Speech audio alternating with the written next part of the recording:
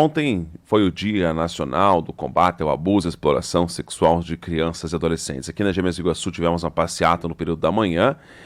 nos municípios de nossa região também, várias ações voltadas a esse tema, mas é importante que a gente não lembre apenas isso no dia 18 de maio, né? Que essas ações sejam trabalhadas dia após dia, já que, infelizmente, temos abuso sexual, violência contra crianças e adolescentes em todos os dias do ano. E o pior, muitas vezes acontece dentro da própria casa, né? Aí é uma situação muito complexa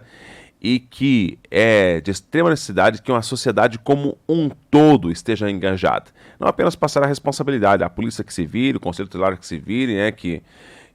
enfim, tente achar onde tem um caso e resolva. Não, a denúncia tem que partir da sociedade. Inclusive ontem, lá na sessão da Assembleia Legislativa do Estado do Paraná, foi lançada uma cartilha intitulada Combate à Pedofilia, Diga Não à Violência Infantil.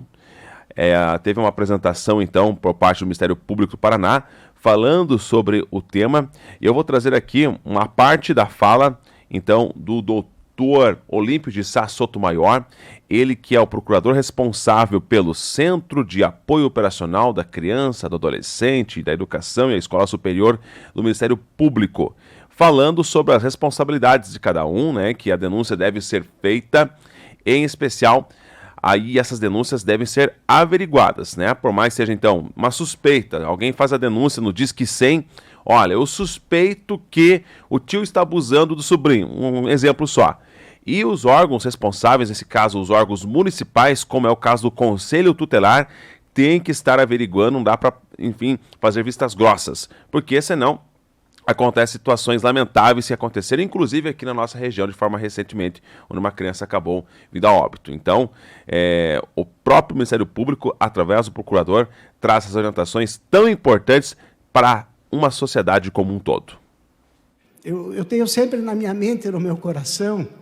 a regra do artigo 227 da Constituição Federal, que diz ser dever da família, da sociedade e do Estado assegurar às crianças e adolescentes com absoluta prioridade os direitos à vida, à liberdade, à convivência familiar e comunitária,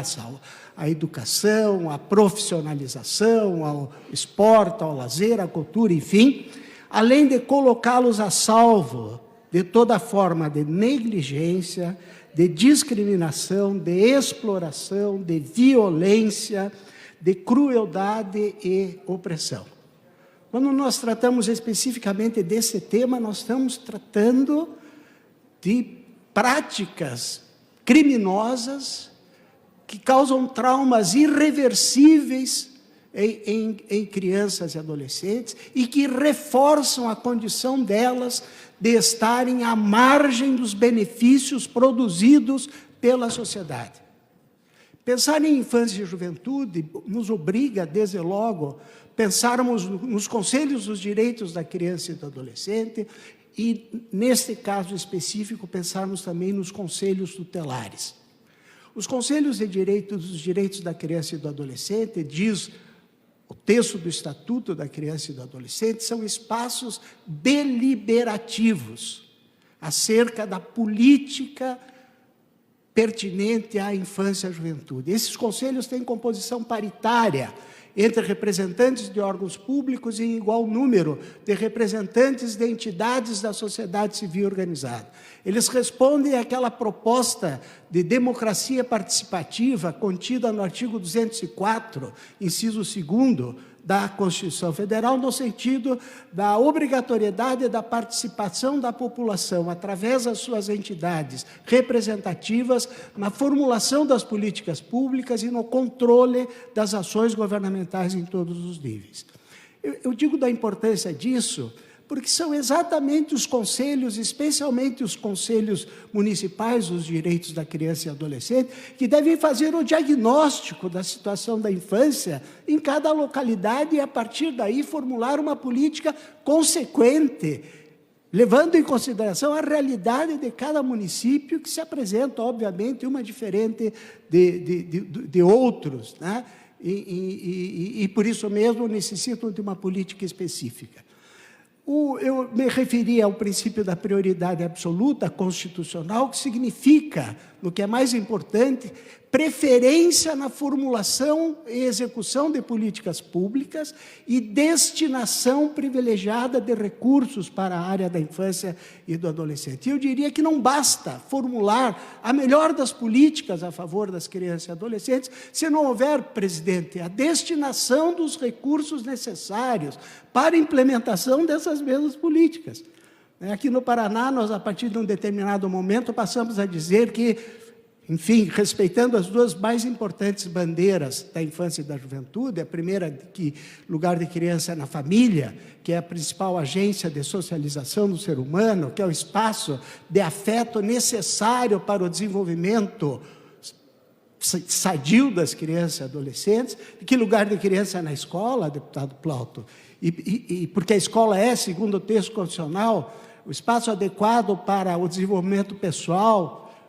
de capacitação ao trabalho e, principalmente, de preparo para o futuro exercício da cidadania, mas aqui nós passamos a dizer também que lugar de criança é nos orçamentos públicos,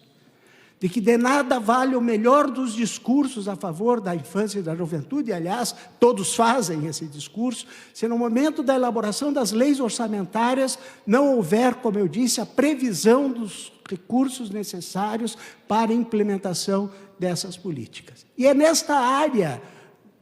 do abuso e da exploração sexual de crianças e adolescentes que se faz mais necessária ainda a interferência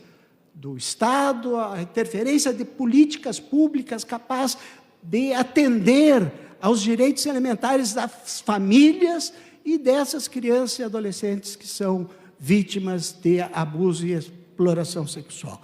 Dos conselhos tutelares, porque a previsão do Estatuto da Criança e do Adolescente é no sentido do encaminhamento ao Conselho Tutelar de todos os casos de suspeita ou confirmação de violência ou maus-tratos contra a criança e adolescente. Isso significa que os conselhos tutelares, enquanto espaços de pessoas da comunidade, escolhidas pela comunidade para fazer esse atendimento direto das crianças e adolescentes, é um espaço que precisa ter funcionamento regular. Não só existir, como ter